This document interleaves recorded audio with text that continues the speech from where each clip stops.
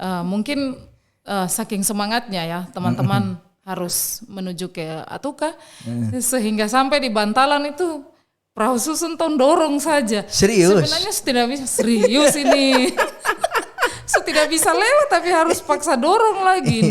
Kepala batu sangat.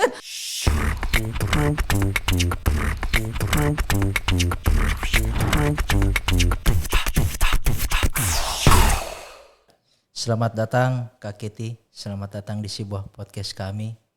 Waduh, senang sekali Kak Keti kalau malam hari ini bisa hadir. Bagaimana tadi perjalanan ke sini, bagaimana? Perjalanan dari Mapurjaya ini. Waduh, ya. Terima kasih ya dari Mapurjaya ini. Karena semangat untuk harus berjumpa dengan teman-teman di sini, jadi harus tiba dengan selamat. Oke, Kak Keti ini kan seorang pegawai negeri sipil. Ya, betul. Seorang pegawai negeri sipil ini saya mau bilang pegawai negeri sipil yang plus-plus. Ini plus-plusnya positif bukan negatif ya. Plus artinya adalah ada kegiatan sosial selain sebagai seorang PNS, tapi juga punya kegiatan sosial dan sebagai juga jadi penanggung jawab dan ketua di Pijar. Ini Pijar ini apa ini? Pijar itu piajar. Pergi ajar. Mari kita pergi ajar. Kita pergi mengajar. Seperti itu. Jadi Pijar ini sudah berapa lama berdiri? Sudah sekitar 3 tahun lebih lah. Oh, 3 tahun lebih. Ya. Pijar ini pergi ngajar di Kota Timika di mana saja ini? Kita lebih berfokus untuk anak-anak yang ada di pinggiran kota dan yang ada di pesisir pantai. Di pesisir pantai. Jadi kapan kemarin terakhir di pantai? Kemarin terakhir untuk tim Pijar sendiri di Kekwa. Pergi ke Kekwa sambil mengajar dan sambil berwisata ya. Di Kampung Kekwa. Kesana dengan perahu.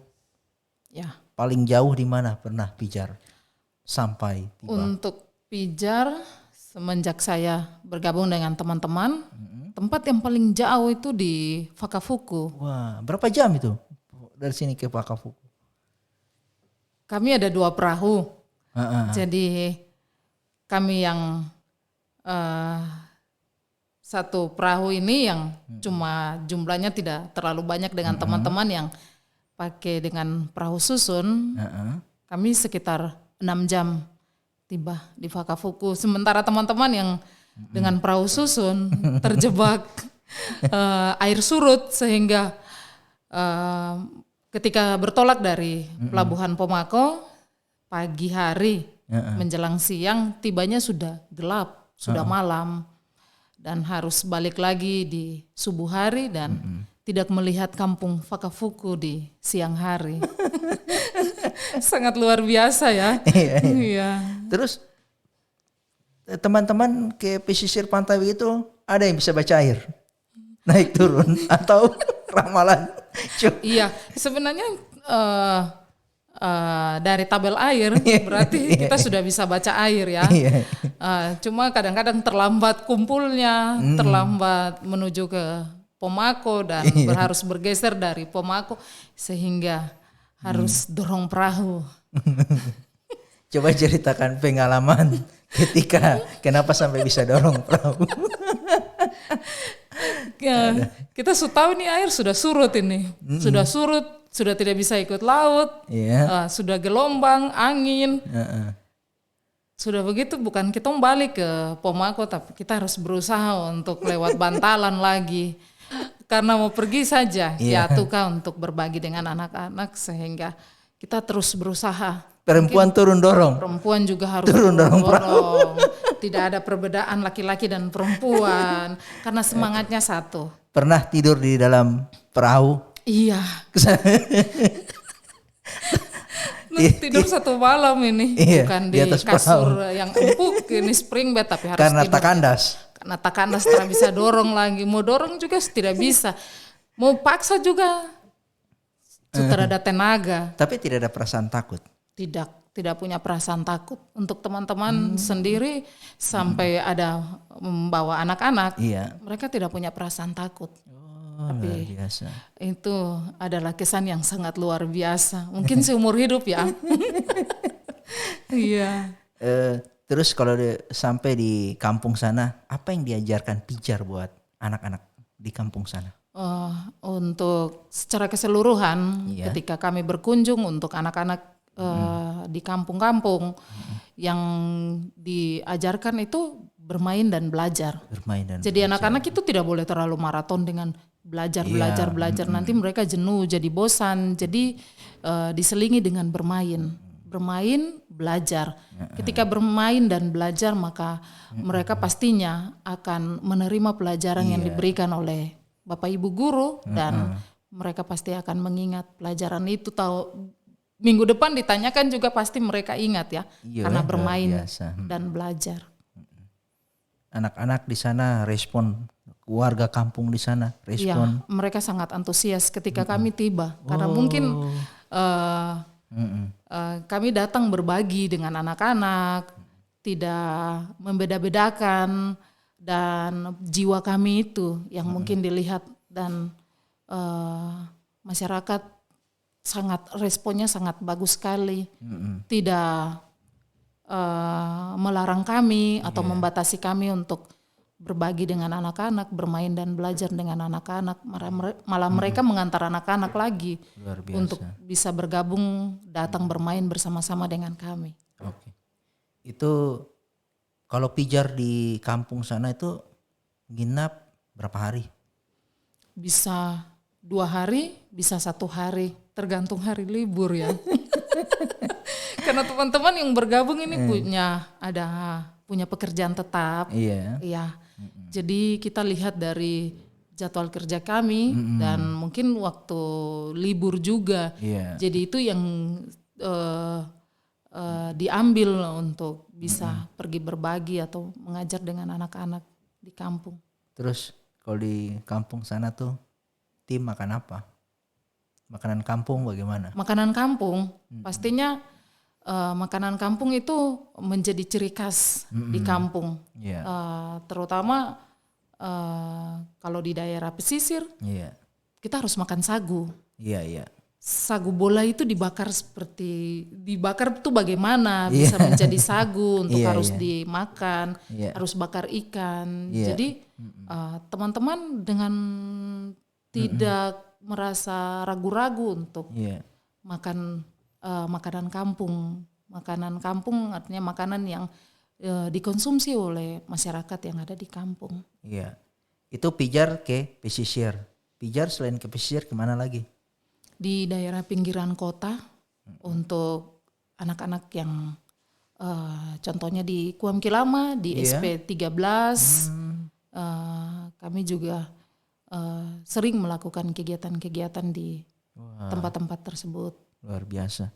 Itu saya sempat lihat juga itu ada pijar naik pesawat, itu kemana? Pijar katanya charter pesawat ya? Tidak charter. Pijar tidak punya uang charter pesawat. Itu kemana itu naik pesawat? Kami ke Jayapura. Ke Jayapura mungkin sekaligus refreshing ya. Tapi itu mungkin 20%.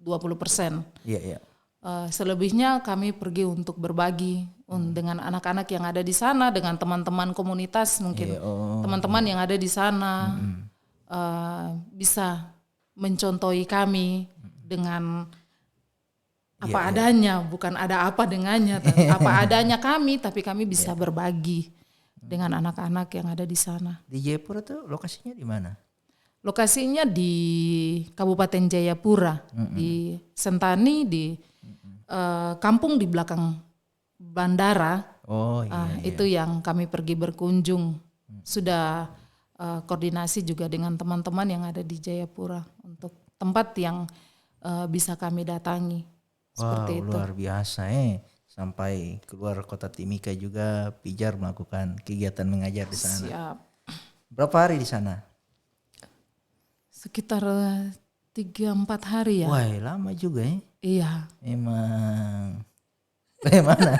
Keuangan aman ya? Keuangan. Tidur bagaimana di sana? Tenda kan? Sudah, tong menyesuaikan. Satu kamar, baku tumpuk Rame-rame. sudah. Ya, rame-rame. Kebersamaan itu yang paling penting. Ya. Semangat. Semangat, kebersamaan itu yang paling penting untuk teman-teman yang ada di Pijar. Walaupun dengan keterbatasan, tidak punya uang yang begitu banyak, tidak punya kas yang khusus untuk kegiatan-kegiatan. Contohnya selama 1 tahun atau 1 bulan. Tapi dengan yang berkat yang diberikan oleh Tuhan, nah itu yang kita bisa saling membantu teman-teman dan kita bisa harus sama-sama pergi. Luar gitu. biasa. Pijar ini kan saya lihat di FB itu namanya Pijar ya. Siap.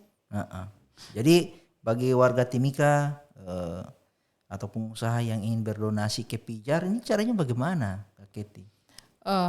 Kalau ada kegiatan yang ingin kami lakukan, lokasinya di mana, giatnya seperti apa, kan ada momen-momen tertentu yang ada waktu luang, waktu kosong, contohnya pas momen hari ulang tahun kemerdekaan Republik Indonesia, Hari Pahlawan, momen itu yang biasa kami ambil Hardiknas, kami ambil untuk membuat kegiatan-kegiatan dan pastinya sudah dipersiapkan sebaik mungkin dan rincian biayanya, jarak tempuhnya, apa yang kita gunakan, perahu kah, kita naik bis kah. Contohnya kayak di Miyoko naik bis, terus pikul bareng 1 kilo sampai ke pinggiran sungai, terus naik perahu lagi, menyeberang lagi. Pikul barang iya, lagi. Pikul barang lagi. Pikul barang ini, kalau barang tidak pas baliknya kan enak, sudah ringan, sudah berbagi. Itu yang harus dipersiapkan baik dan teman-teman. Bang Uki, Bang Yoga, Bang Lalu menyiapkan itu dan pasti kita akan lempar atau info di Facebook. Kami tahu teman-teman atau orang-orang siapa yang biasanya berbagi, membantu kami, biasa kami share ke mereka dan mereka akan merespon itu. Ini sebagai Kak Kety sebagai ketua Pijar, penanggung jawab Pijar sendiri, ada beban berat kah tidak? Di Pijar ini beban beratnya apa? Iya. Kalau untuk saya secara pribadi sebagai penanggung jawab ketua ini kepercayaan yang sangat luar biasa yang dari teman-teman percaya saya untuk jadi ketua. Mungkin karena saya juga tidak tahu bisa dikasih kepercayaan untuk saya. Tapi saya tahu bahwa ini adalah hal yang berat juga karena tong mau jalan tuh, tong pikir uang ini bagaimana. Iya, uang dengan akomodasi yang tidak ada sama sekali. Cara bagaimana teman-teman punya semangat itu tetap harus ada. Jangan sampai kepercayaan ini sia-sia saja. Itu yang harus dipupuk terus, membuat teman-teman tetap semangat untuk melakukan kegiatan-kegiatan terutama di dunia pendidikan untuk anak-anak yang ada di Kabupaten Mimika. Oke, Kak Kety, ada tidak yang bilang demikian kegiatan itu untuk pencitraan saja? Pasti pernah. Saya tidak sampaikan giatnya seperti giat di mana. Memang pernah disampaikan seperti itu, ini kegiatan cuma pencitraan saja. Saya sampaikan kalau memang orang yang bicara itu siap untuk mempertanggungjawabkan, ya silakan saja. Sebagai ketua dipercayakan teman-teman, saya akan siap untuk menyampaikan hal itu bahwa ini bukan pencitraan. Teman-teman yang dari bukan orang asli Papua saja, mereka bisa punya semangat untuk bisa berbagi. Dan ini bukan pencitraan. Ngapain ada pencitraan? Loh, uang kami sendiri kok. Betul, Dengan kekurangan tapi kami tetap bisa berbagi. Jadi dianggap ini kami banyak duit ini. Padahal ini. Jadi Kak Kety dengan kegiatan Pijar ini mempunyai kesenangan tersendiri. Iya, untuk anak-anak yang ada terutama anak-anak yang membutuhkan kehadiran kita semua, bukan aja pijar ya, tetapi mungkin teman-teman komunitas lain yang punya giat lain, punya visi misi yang lain, tetapi mari untuk anak-anak ini punya semangat belajar. Cuma mungkin dengan keterbatasan ini yang membuat mereka menjadi minder, menjadi saya tidak mampu dengan orang lain, pastinya seperti itu. Luar biasa. Mungkin Kakek ada yang mau disampaikan buat kita semua?